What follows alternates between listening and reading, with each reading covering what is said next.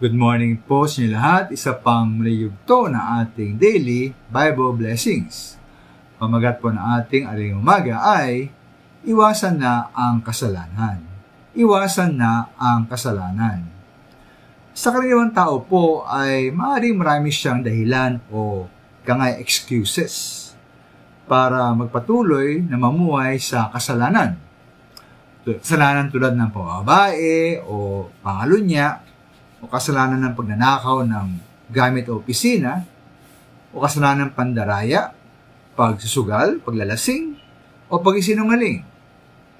Ano po mga excuse to o dahilan? Maaaring sabihin niya, kasi tao lamang ako May aking laman at hindi ko matanggihan ng tukso. O isa pang excuse, sabihin niya, marami namang gumagawa nito. At kalakaran na yan, kaya okay lang.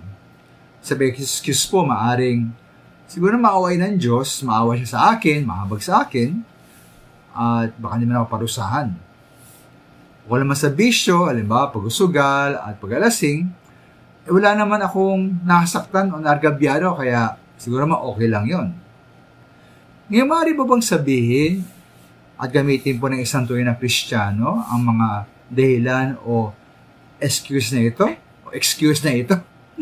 Hindi minamahal, no? Ay nga pa sa Roma 5:1 ng Biblia, sabi po ni Pablo na bilang mga nakikristo na, tayo po yun, mga Kristiyano, tabi na pawalang sala na sa magitan ng panampalataya at meron na tayong mapayapang relasyon sa Diyos. Tayo po yung mga anak na ng Diyos. At bilang mga napawalang sala na at mga anak ng Diyos, ayon pa sa Roma 6:2, hindi na dapat tayong patuloy sa kasalanan bilang mga patay na sa kasalanan. Sabi nga roon paano pa tayo mumuhay sa pagkakasala? Kaya po sa mga tunay na Kristiyano, ay isang napakalagang batayan ng pag-iwas sa kasalanan, asali pumuhay sa katwiran at kabanalan ay ang ating pagkatao. Kung sino tayo.